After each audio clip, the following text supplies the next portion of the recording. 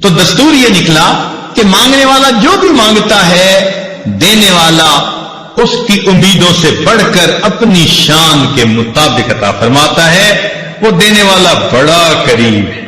خدا کی دین کا موسیٰ سے پوچھئے احوال کہ آگ لینے کو جائیں پیمبری مل جائے. ہم کو شکوہ ہے ہمارا مدعا ملتا نہیں، دینے والے کو گلا ہے کہ گدا ملتا نہیں. غفلت شعاری دیکھ کر بندے کی کہتا ہے کریم، دینے والا دے کسے دستے دعا ملتا نہیں. مانگنے والا ہاتھ ہو اور دل ہو تو پھر اللہ کیوں نہ عطا فرمائیں گے؟ وہ تو بلکہ دے کے خوش ہوتے ہیں. اس لیے ہمیں چاہیے کہ ہم اللہ کے حضور اللہ سے خوب نعمتیں مانگیں. ہمارے جانے میں دیر ہے، اس کی عطا میں دیر نہیں ہے. ہم تو مائل بکرم ہیں، کوئی سائل ہی نہیں. راہ دکھلائیں کسے راہ رو منزل ہی نہیں، طور تو موجود ہے موسیٰ ہی نہیں. جب رات مانگنے کا وقت ہوتا ہے، عام دنوں میں تہجد کے وقت فجر کے وقت آنکھ ہی نہیں کھلتی. کس قدر تم پہ گراں صبح کی بیداری ہے، ہم سے کب پیار ہے ہاں نیند تمہیں پیاری. تو اس لیے ہم اللہ تعالیٰ سے اگر اس قبولیت دعا کے وقت میں مانگیں، حدیث پاک میں آتا ہے کہ تہجد کے وقت ایک فرشتہ کہتا ہے حل من سائل فاعطی له، ہے کوئی سوال کرنے والا کہ جس کے سوال کو پورا کر دیا جائے. تو جب اللہ تعالیٰ کی طرف سے اعلان ہو رہا ہے کہ مانگنے والوں مانگو، ہم اس وقت میٹھی نیند سوئے ہوئے، گھوڑے بیچ کے سوئے ہوئے، پتہ ہی نہیں ہوتا کہ بھئی ہم نے تہجد بھی پڑھنی ہے، فجر کی نماز بھی پڑھنی ہے. کئی لوگوں کے لیے تو رمضان المبارک میں سحری میں اٹھنا مشکل.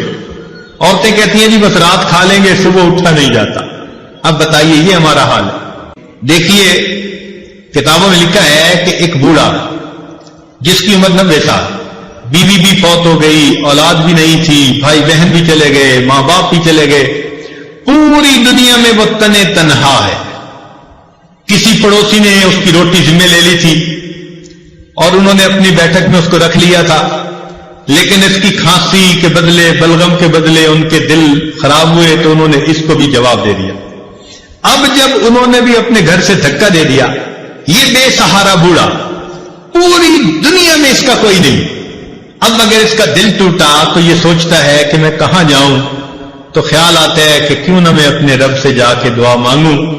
تو یہ بوڑھا ہانپتا ہوا کانپتا ہوا لاٹھی پکڑے، جھکی ہوئی کمر ہے، آنکھوں پہ اینک لگی ہوئی ہے، منہ میں دانت نہیں، پیٹ میں آنت نہیں، طاقت نہیں. اب اس وقت اگر یہ اللہ کے گھر کی طرف آہستہ آہستہ چل رہا ہے تو اللہ رب العزت اس باغی بوڑھے سے یہ نہیں پوچھتے تو نے اپنی جوانی کہاں ضائع کی، تیرا جمال کہاں گیا، تیرا مال کہاں گیا، اب تجھے میرا در یاد آیا. اللہ تعالیٰ اس باغی بوڑھے سے بھی شکوے نہیں فرماتے. اگر وہ اپنی موت سے پہلے زندگی میں اللہ کے در پر چل کر آتا ہے، اللہ تعالیٰ فرماتے ہیں کہ اگر وہ ایک بالش چلتا ہے میری رحمت 2 بالش چلتی ہے. وَإِنْ أَتَانِي يَمْشِي أَتَيْتُهُ هَرْوَلًا، اگر وہ میری طرف چل کے آتا ہے میری رحمت اس کی طرف دوڑ کے جا رہی ہوتی. تو جو پروردگار اتنا کریم ہے، کیوں نہ ہم اس کے در پہ جا کے اپنے آنے والی زندگی کے اچھے فیصلے مانگیں، اپنے اچھے نصیبے کی دعا مانگیں. اللہ رب العزت فرماتے ہیں وَأَمَّا السَّائِلَ فَلَا تَنْهَرْ، اور سوالی کو انکار نہ کرو. اب سوچنے کی بات ہے جب ہم جیسے کمزوروں کو اللہ حکم دیتے ہیں کہ تم سوالی کو جھڑکی نہ دو، روکو نہیں، تم سوالی کو انکار نہ کرو، تو اگر کوئی بندہ اس پروردگار کے در پر سوالی بن کر کھڑا ہوگا اور بیٹھے گا، اللہ تعالیٰ اپنے اس بندے کو کیسے انکار فرمائیں گے؟ یقیناً مانگنے کی کمی ہوتی ہے، دینے والے کی دین میں تو کوئی کمی نہیں. وہ تو دے کے خوش ہوتا ہے، بلکہ فرماتا ہے کہ وَقَالَ رَبُّكُمُ ادْعُونِي أَسْتَجِبْ لَكُمْ، تمہارے رب نے یہ فرمایا تم دعا مانگو میں قبول کروں گا. اللہ کا کلام بھی سچا اور اللہ تعالیٰ بھی سچے ہیں، لہذا ہم پکے یقین کے ساتھ اللہ تعالیٰ سے دعائیں مانگیں. اللہ تعالیٰ ہماری پریشانیوں کو دور کر دے اور اللہ تعالیٰ ہمیں در در کے دھکے کھانے سے بچا لے. میرے دوستوں اور میری عزیز بہنوں، آج اس وقت امت مسلمہ اتنی پریشان ہے کہ یوں لگتا ہے کہ تسبیح ٹوٹی اور جس طرح دانے اوپر سے گرتے ہیں اس طرح امت مسلمہ پر پریشانیاں آ رہی ہے، گر رہی ہے، ہر طرف ذلت ہے، ہر طرف پریشانی ہے۔ اے خاصہ خاصان رسول وقت دعا ہے، امت پہ تیری آ کے عجب وقت پڑا ہے، یہ دعا مانگنے کا وقت ہے۔ تو یہ عاجز گزارش کرتا ہے اجتماعی طور پر بھی دعائیں مانگے اور گھروں میں تہجد کے اوقات میں انفرادی طور پر بھی دعائیں مانگے۔ اللہ تعالیٰ مصیبت کی یہ گھڑیاں دور کر دے اور امت مسلمہ کو عزت رفتہ نصیب فرما دے، اور اللہ تعالیٰ ہمیں در در کے دھکے کھانے سے بچا لے۔ یاد رکھیے کہ دنیا میں تو ایک در بند ہوا، دوسرا کھل جائے گا، اس لیے کہ اس کا نعم البدل دنیا میں موجود ہوتا ہے۔ اللہ کا دروازہ وہ دروازہ ہے جس کے لیے یہ بند ہو جائے اس کے لیے کوئی دوسرا بدل موجود نہیں ہوتا۔ لِكُلِّ شَيْءٍ إِذَا فَارَقْتَهُ عِوَضٌ وَلَيْسَ لِلَّهِ إِنْ فَارَقْتَ مِنْ عِوَضٍ۔ اے آدمی، اے دوست، تو جس سے بھی دنیا میں دور ہوا تیرے لیے اس کا کوئی نہ کوئی بدل موجود ہوگا۔ اگر تو اللہ سے جدا ہو گیا تیرے لیے اللہ کا بدل کوئی دوسرا نہیں۔ اس لیے ہم اس در سے مانگنا سیکھیں، اے اللہ ہمیں در در کے دھکے کھانے سے بچا لینا، اور ہم کسی مخلوق کے دروازے پہ جانا بھی نہیں چاہتے، آپ ہی کے سامنے دامن پھیلانا چاہتے ہیں، آپ ہی سے مانگنا چاہتے ہیں۔ اے اللہ ہمیں عطا فرما دیجئے۔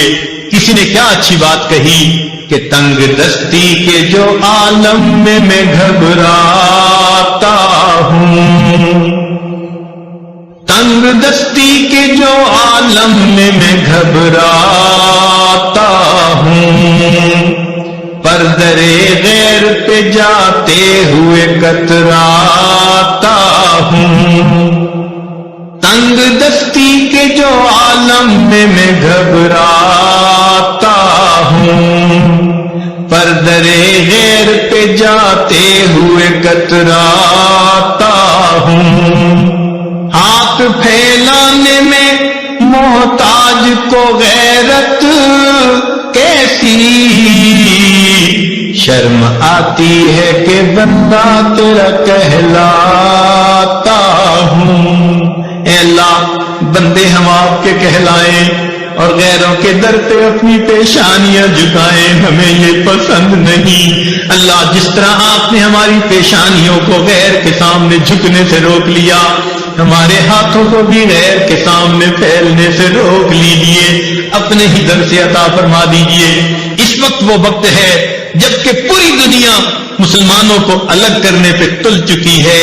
اللہ سے دعا مانگیے، اے اللہ سب نے ساتھ چھوڑ دیا، اب کہیں ہماری بدعمالیوں کی وجہ سے آپ بھی ہمیں ساتھ سے جدا نہ کر دیں، اپنے سے دور نہ کر دیں۔ اللہ ہم آپ سے ہٹنا نہیں چاہتے، کٹنا نہیں چاہتے، ہمیں جڑے رہنے دینا اور موت تک اللہ اسی کے اوپر ڈٹے رہنے دینا۔ دعا ہے اللہ تعالیٰ اس بچے کو جس نے قرآن مجید حفظ کیا، قرآن مجید کا قاری اور حافظ بنا، اللہ اسے عالم قرآن بنائے، اللہ اسے عامل قرآن بنائے، ناشر قرآن بنائے، داعی قرآن بنائے، اللہ تعالیٰ اس کو عاشق قرآن بنائے، ماں باپ کی آنکھوں کی ٹھنڈک بنائے۔ اور ہم عاجز مسکین جو اس اچھی خوشی کے موقع پر یہاں حاضر ہو گئے، اللہ تعالیٰ ہماری حاضری کو قبول فرمائے۔ وآخر دعوانا